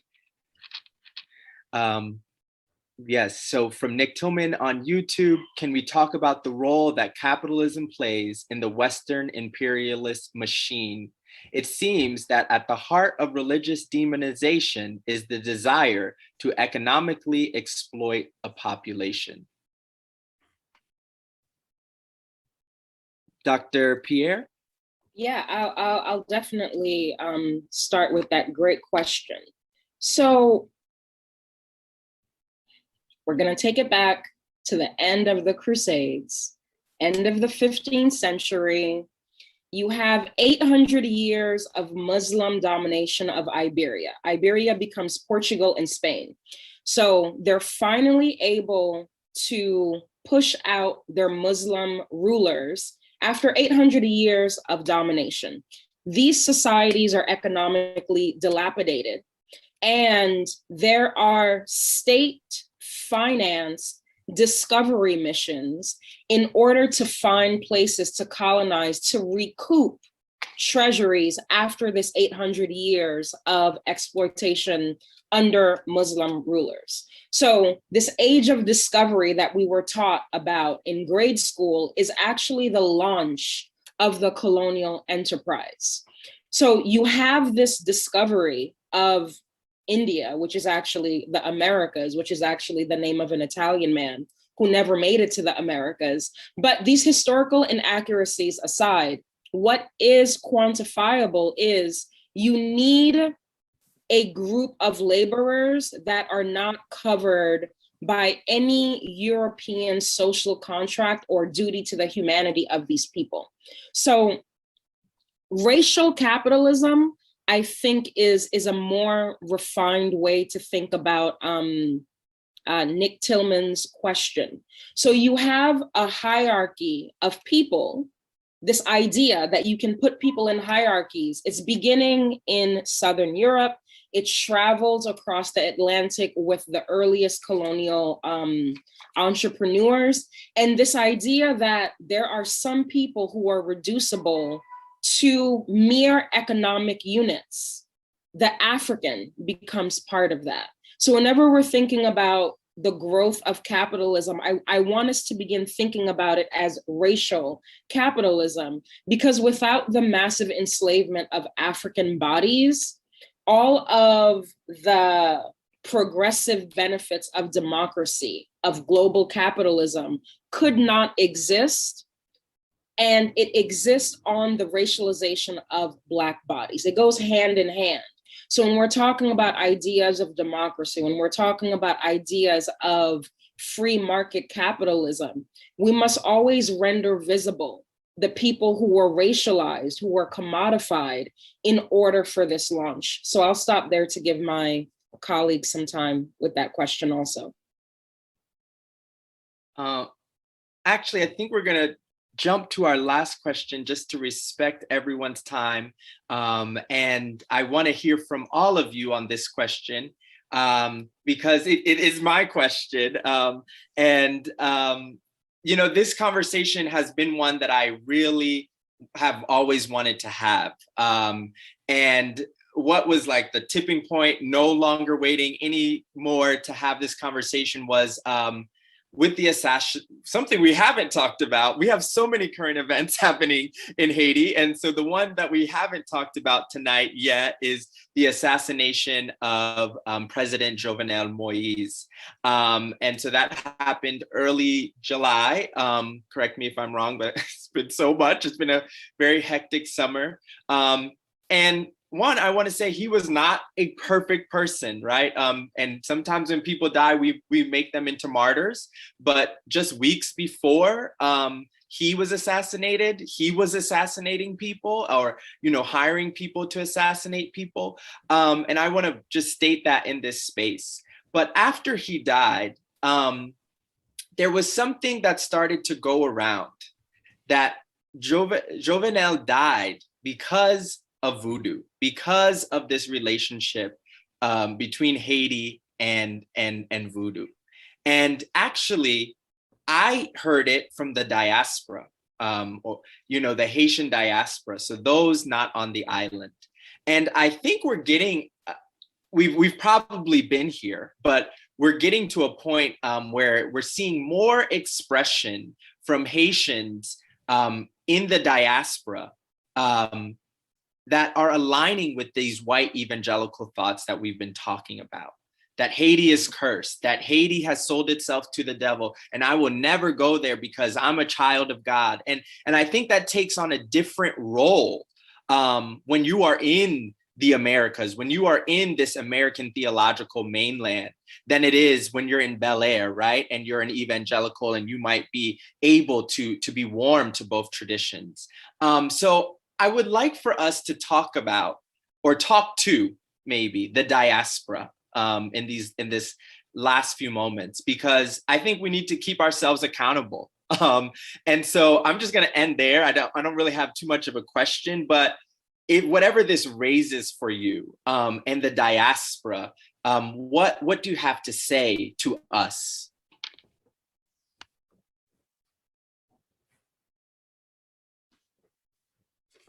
What a question. That's a very, very interesting question. I mean, I'm gonna say it's sort of, I'm trying to make a connection between the previous question about imperialism and capitalism, and sort of the disconnect that that happens between these two concepts, right? So, to Dr. Pierre's point, and I think she was doing such a great job, like bringing us back to that longer history, right? There are enclosures also happening in Europe to prepare, Europeans to be the workers who are going to turn the raw materials that are being taken out of the Americas, right, from African labor. So imperialism already is, right, an extension of capitalism, where they come together, right? And I think there's a way we keep talking about, current events or things happening in the world, and capitalism is always removed from that discussion, right? So it's easy for Haitians to sort of, in the diaspora, to look at Haiti and not see it as a disaster, or really maybe it's not a disaster, but it is in the design of the capitalist system and the place that Haiti is given, right? And so it's easier to go to these other types of explanations rather than to really question the system under which we live. And we as diasporic Haitians benefit from, now that we're in the global north, right? That we couldn't come to understand that Jovenel's, Moïse's assassination is an infighting between the bourgeois class and certainly, right, different members of the state. And to your point about, Jovenel, who now is being, martyrized, right, was essentially aligning with a certain faction of the bourgeoisie and, dispossessing people of their lands and displacing them towards the larger project of his party, which is essentially these 4 axes of development, which is just another way to say, right, keep Haiti as a colony, keep minimum wages down so that Haitians are the cheapest labor in the region, so you can circulate them on various plantations within the borders and within also the region, right? Which is why we're seeing them ending up in the 10,000s at the US Mexico border. So it's just too easy, right, to just say do Vodou-lage, that Vodou's back is large, that we could just dump everything on it. But then no one wants to talk about the obvious reasons, why people, vie for power or struggle for power, which is profit, right? Which is wealth, which is the logic of capitalism, right? Profit over people. So it's just too easy for Haitian Americans to really buy into the logic of racial capitalism, right? Of the US presenting itself as, doing well, and without saying doing well off the backs of not only people within its borders, but across the territories that it controls. So I'll just say that, I don't know that there's an answer other than, take some of our classes, to get a broader explanation about what has happened historically, like, a big 500 years, but also in the last 10 years in Haiti, what's been going on, and to understand the phenomenon of Jovenel Moïse and what led up to his death, right? So I'll just say that much.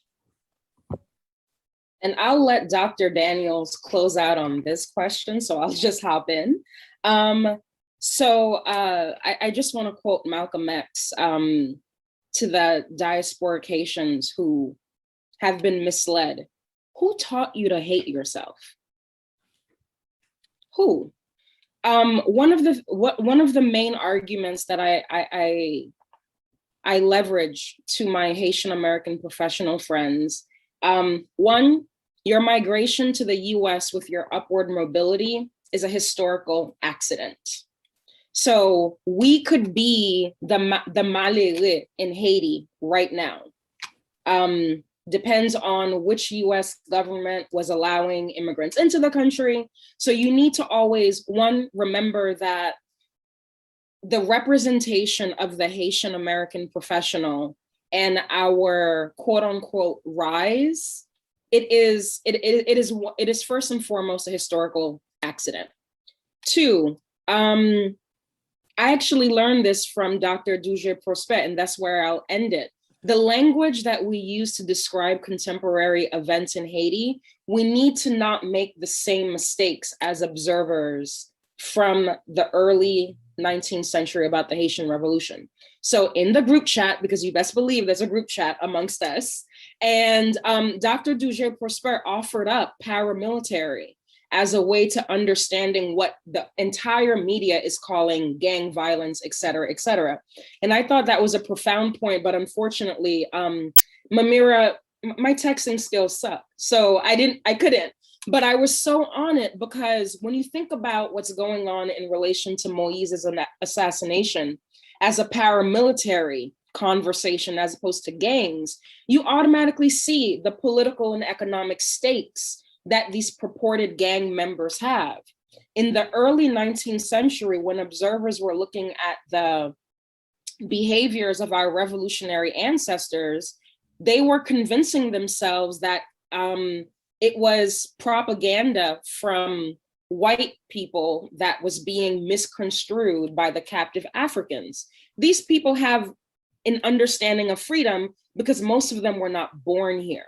So to the Haitian Americans who are being misled by this Moïse is dead because of voodoo narrative, I just want to remind you that at some point, Dessalines was understood to be a brigand, a savage, and we need to reconnect our ancestors to their political objectives in the same way that contemporary actors have their political objectives. And we are getting to watch this political process unfold. And it's very important to not let negative narratives of the past hamper our understanding of what's going on right now. So I just want to thank Dr. Duge-Prosper for bringing up, this is more of an international paramilitary problem as opposed to gangs or voodoo made Moïse die. Hi, Woo-Woo. I'm so glad to be following my sister colleagues here, and I'm gonna try to keep it brief but meaningful. And I'll say that to the question about capitalism, you know, with my students, we've talked about what the fake voodoo economics is, which is in fact something that is irrational, something that does not make sense, and specifically false promises made by political leaders. That's the context in which it was introduced in the United States by Bush Sr., Bush Padre, right?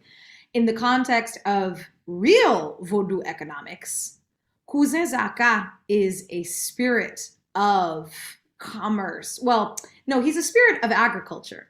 He's actually nicknamed Ministre Agriculture, which is the Minister of Agriculture. I love our spirits have political titles too, y'all.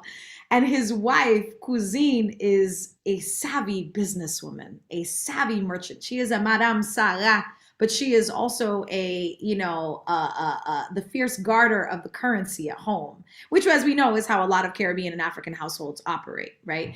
And so when we talk about the real Vodou economics, we're talking about susu, we're talking about sol, we're talking about me, we're talking about traditions of communal, shared, you know, exchanges and monetary trust that's established in a democratic and socialist fashion, whereby, you know, in this, you know, money saving institution known as sol or me in different parts of Haiti, everybody puts in money and one person serves as the recipient of that money, right? What does that mean? That is a threat to capitalism. That is a threat to major corporations and Citibank, which profited off of the French, you know, fighting against the Haitian Revolution, right? That is a direct threat to a capitalist market economy. And so when you have that sort of solidarity, you have a threat to a religious order as well as a political order and an economic order. And lastly, what do I say to the Haitian diaspora? I'm so glad that you all have mentioned this, you know, component of diaspora. We don't have to hate ourselves. And you don't have to be a Vodouisan to respect that this is the tradition that allowed our ancestors to persevere, to recognize that this Congress of Bwa Kayiman or this ceremony of Bwa Kayiman, which was most likely a both and, right? Because as Tracy Huck says, these multiple religious allegiances are ancient in the Americas and also on the African continent. You do not have to be a Vodouisan to recognize that this is what allowed our ancestors to persevere and to gain our liberation and independence. And let me tell y'all, the spirits will be here long after we're gone. So whether you choose to worship them or not is your own matter. But we have to recognize that this is part of our heritage. This is our legacy. And this is a gift that Haitians can give the world in terms of Vodou lessons. Aye, bobo. Aye, bobo. You just dropped the mic right there. My that was a clattering God. of mics that just took place. Right. I mean, and how, like, I know, like, so I don't know if people know what Dr. Daniels was talking about, the Zuzus or the Mez, but, you know, these are, as she said, she described them perfectly. These were things we were doing in Corona.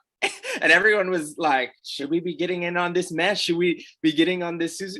But we were like, oh, something's happening, you know, and we got to get back to what we know works. And I really hope that that is something we can take away from these just out of this world scholars from my beloved nation, my matants here, you know, as they are. I am not that old. Okay, No, my cousins, my cousine, okay, my cousine, okay.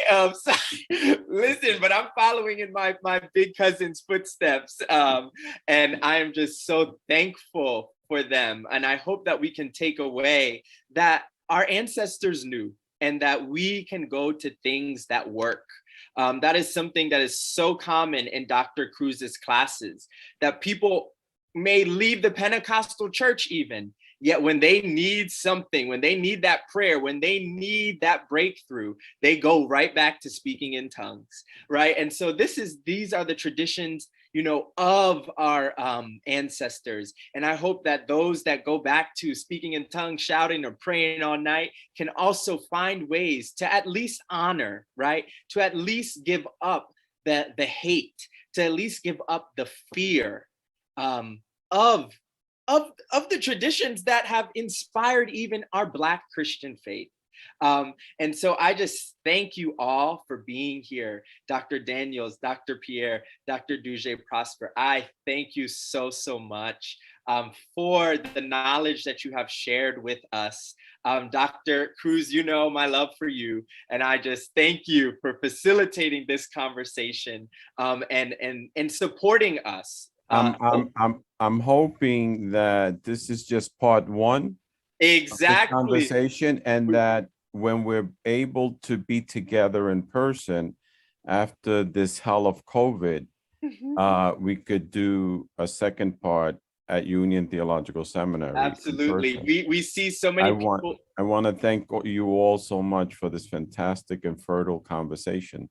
Yes, and Dr. Cruz, there's so many people in the chat asking, well, you know, Dr. Duje Prosper said, take our class. So how do we take a class? So we might have to arrange a summer course or something with the three of you. You know, we'll talk to the higher ups at Union. But you know, Dr. Cruz has all the pool. Oops, did I say that on Union recording?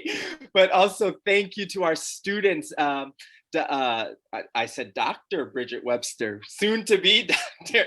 But Bridget Webster, Joshua Campbell, Hayes, Minister Hayes McClendon, for being in our chat and connecting us with our audience. And so to the audience, thank you. Thank you. Once again, our Joshua and Hayes will post in the chat the links to give. I know I'm sounding real prosperity gospel, but if I sound annoying right now, I get texts and calls every single day from the people of Jeremy who are waiting for our support. And we trust them, we believe in them. We're beyond trusting in nonprofits and NGOs because we have seen so much theft even in that way. So please support us. $20 a person could go a long way in Jeremy and in Port-au-Prince. Also, I would like to let you know that our co-sponsor, In Cultured Company, is hosting a workshop on November 13th. Most specifically for Dominicans and Haitians to engage in peace building, but there are limited tickets for allies, for non-Dominican or Haitians. This workshop will take place in Manhattan. We ask if you would like to register ASAP, because believe it or not, we'll be halfway into November on November 13th in just a few days. And lastly, as I said, it is Fête Gede. Honor your ancestors, put out their picture, light a candle, think of them, go to their grave and clean, plant flowers, whatever it might be. Even on Thanksgiving Day, even on Indigenous Peoples Day, and in this Indigenous Peoples Month, we ask that you would honor the land. We ask that you would honor those who tilt the land, and we would ask that you honor those who prayed over this land and danced on this land and poured libations into this land with intention. And so also, if you would like to celebrate with us, there will be a link in the chat for Bal Gede that is being hosted by Riva, and there's limited tickets, but there's going to be a Gede Bal, or Bal, I should say, and so please, maybe if you're comfortable, come join us in person at the Bal. And so we just thank you all for being here. I'm sorry that we went over time, but I hope that you have been enriched by this conversation. Thank you, and we will see you soon. Ayi Bobo.